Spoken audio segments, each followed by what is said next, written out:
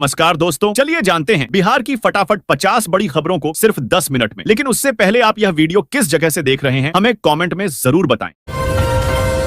खुशखबरी, जेपी गंगा पुल से जुड़ेंगे ये 7 पुल। 2 करोड़ लोगों को सीधा फायदा। कोइलवर से मोकामा तक के दोस्तों सड़क को स्मार्ट बनाने का ऐलान। जेपी गंगा पथ को पटना और उसके आसपास के क्षेत्रों में यातायात को सुविधाजनक बनाने के उद्देश्य से विकसित किया जा रहा है और अब यह उत्तर बिहार के साथ बेहतर संपर्क स्थापित करने के लिए 7 नए गंगा पुलों से जुड़ने वाला है। जेपी गंगा पथ से गंगा नदी के 7 पुल जुड़ेंगे। इसका सीधा फायदा पटना उत्तर बिहार की ओर आने जाने वाले लोगों को मिलेगा। आम लोग जाम मुक्त सफर कर सकेंगे। इसके निर्माण के लिए बीएसआरडीसी तैयारी शुरू कर दी है। दीघा से कोइलवर तक 36.05 किलोमीटर गंगा पथ के निर्माण पर 6,689.7 करोड़ की राशि खर्च होगी। गांधी मैदान से दीरगंज तक जेपी पथ एलिवेटेड है। दीदारगंज से राजेंद्र सेतु तक पुराने NH 31 का चौड़ीकरण किया जाएगा और इसे जेपी गंगा पथ से जोड़ दिया जाएगा। इस पर 1,121 करोड़ 41,49,949 रुपए की राशि खर्च होगी। अभी दीघा से कंगन घाट तक परिचालन हो रहा है।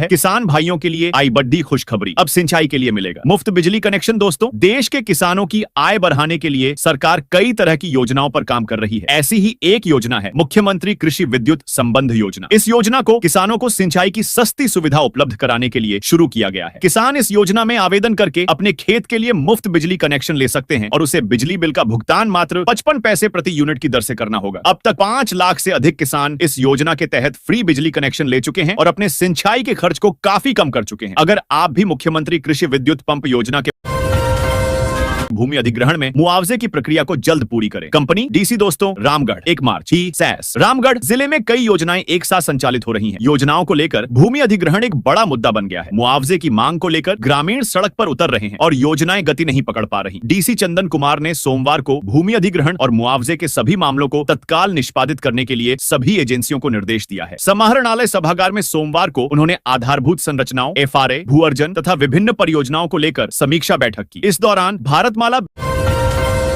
बिहार में देश का सबसे लंबा पुल बनकर तैयार, इस दिन से हो जाएगा चालू। प्रतिदिन लाखों लोगों को होगा फायदा। दोस्तों, बिहार में बन रहे देश का सबसे लंबा पुल बनकर तैयार हो गया है। पुल इस दिन से शुरू हो जाएगा। बिहार में देश का सबसे लंबा पुल बन रहा है। यह पुल लगभग बनकर तैयार हो गया है। बिहार के सुपौल जिले के बकौर से मधुबनी जिले के भेजा तक कोसी नदी पर भारतमाला परियोजना के तहत 10.2 किलोमीटर लंबे पुल का निर्माण कार्य तेजी से जारी है। बिहार के पथ निर्माण मंत्री विजय सिन्हा ने एक्स पर जानकारी साझा करते हुए बताया कि यह पुल दिसंबर 2025 तक चालू हो जाएगा। इस परियोजना की कुल लागत 1,19,958 करोड़ रुपए है, जिसमें सिविल कार्यों पर 1,01,199 करोड़ रुपए खर्च किए जा रहे हैं। भागलपुर में बाढ़ पूर्व तैयारी शुरू। 9,07,000 करोड़ की लागत से इन बांधों की होगी मरम्मत। विभाग ने दी मंजूरी। दोस्तों, भागलपुर जिले का एक बड़ा हिस्सा हर वर्ष बाढ़ की तबाही को झेलता है। गंगा और कोसी नदी ऐसा तांडव मचाती है कि गांव के गांव इसमें समा जाता है। नवगछिया के कुचट इलाके में कोसी के धार से कटाव शुरू हो गया है। 3 करोड़ 40 लाख से बांध का मरम्मत हुआ था, वह भी धसान की वजह से नदी में समाने लगा है। हालांकि जल संसाधन विभाग ने बांधों की मरम्मति के 9,07,000 करोड़ की मंजूरी दे दी। बीजेपी कोटे से मंत्री बने कृष्ण कुमार मंटू पहुंच गए जेडीयू कार्यालय। क्या है माजरा? दोस्तों, बीजेपी विधायक कृष्ण कुमार मंटू शुरू दौर से मुख्यमंत्री नीतीश कुमार की पार्टी जेडीयू के साथ रहे हैं। उनकी आस्था शुरू से नीतीश कुमार में है। पढ़िए पूरी खबर। बिहार में विधानसभा चुनाव से पहले मंत्रिमंडल विस्तार हो गया है। बीजेपी कोटे के 7 विधायकों ने बीते बुधवार 1 मार्च को मंत्री पद की शपथ ली। इस बीच गुरुवार 1 मार्च को एक अलग ही तस्वीर देखने को मिली। अमनौर विधानसभा क्षेत्र से विधायक कृष्ण कुमार मंटू बीजेपी कोटे से मंत्री बने हैं, लेकिन अपनी पार्टी के कार्यालय न जाकर वह मुख्यमंत्री नीतीश कुमार की पार्टी के दफ्तर पहुंच गए। यहां जनता दल यूनाइटेड बिहार का सबसे बड़ा कार्गो टर्मिनल शुरू। दूसरे प्रदेश में सब्जी फल भेजने में नहीं होगी परेशानी। जाने कितनी है क्षमता? दोस्तों, बिहार के सबसे बड़े कार्गो टर्मिनल को आज से शुरू कर दिया गया। इस कार्गो की क्षमता 22,000 मेट्रिक टन है, जो कि पिछले कार्गो की तुलना में 10 गुना बड़ा है। इसके शुरू होने के बाद दूसरे प्रदेश में सब्जी फल भेजना आसान हो जाएगा। बिहार में होने वाले सब्जी फलों को दूसरे प्रदेश में भेजने के लिए अब बड़ी परेशानी का सामना नहीं करना पड़ेगा। बुधवार को पटना एयरपोर्ट पर नए कार्गो टर्मिनल का उद्घाटन कर दिया गया। बताया जा रहा है कि नया कार्गो पुराने की तुलना में 10 गुना ज्यादा बड़ा है। अधिकारियों ने बताया कि बिहार में पहली बार इतना बड़ा कार्गो बनाया गया है, जिसमें ट्रक को लोड करने और उतारने की सुविधा है। इसके शुरू होने के बाद बिहार के लोगों को बड़ा फायदा होगा।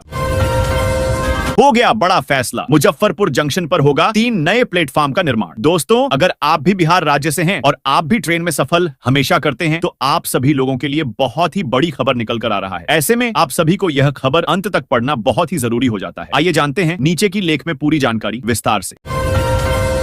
1853 में बना जुबली बेल रेलवे पुल बना, इतिहास डिमालिश का कार्य शुरू। दोस्तों, बिहार वर्ष 2016 के पहले से ही इस पुराने पुल को हटाने की प्रक्रिया आरंभ हो गई थी। इस बीच पुल के समानांतर एक दूसरा पुल का निर्माण किया गया। नए पुल की विशेषता यह है कि उसमें कोई भी पिलर नहीं दिया गया है। अंग्रेजों के समय का बना जमालपुर के जुबली बेल रेलवे पुल को डिमोलिश करने का कार्य सोमवार की देर रात्रि से आरंभ किया गया है। डिमोलिशन कार्य, रद्दीकरण कार्य अलग अलग चरणों में किया जा रहा है। रात में मेगा ब्लॉक लेकर अलग अलग चरणों में सुपर स्ट्रक्चर हटाने का कार्य किया जा रहा है। हालांकि इसके कारण न तो ट्रेन परिचालन प्रभावित हुआ है और न ही लोगों की आवाजाही पर कोई असर पड़ा है।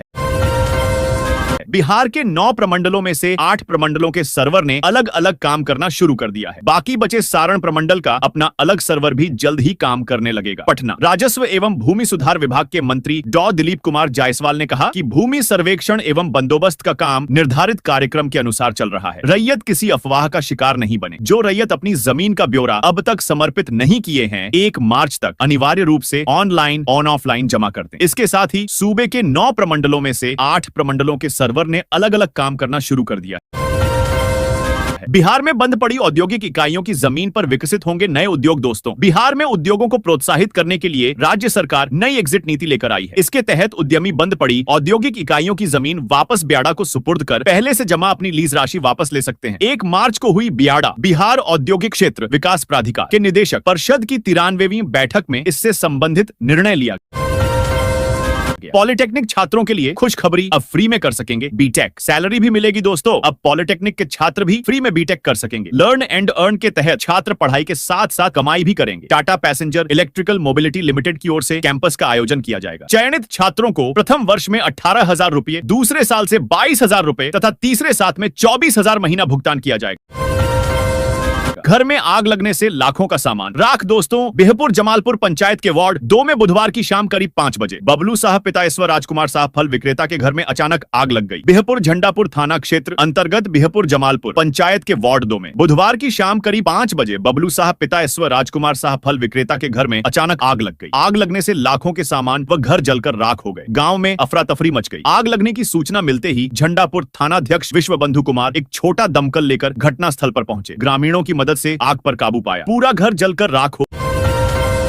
पीएम आवास योजना के सर्वे में घूस मांगने वाले 5 कर्मचारियों को नोटिस, खतरे में नौकरी। दोस्तों, भोजपुर जिले में प्रधानमंत्री आवास योजना ग्रामीण सर्वे में बड़ा घोटाला सामने आया है। 5 कर्मचारियों पर लाभार्थियों से रिश्वत मांगने और लापरवाही करने का आरोप है। डीडीसी ने सभी आरोपी कर्मचारियों से स्पष्टीकरण मांगा है। जिले के सभी प्रखंडों में आवास +2 के लिए चल रहे सर्वे कार्य के दौरान कई गड़बड़ियां सामने आई।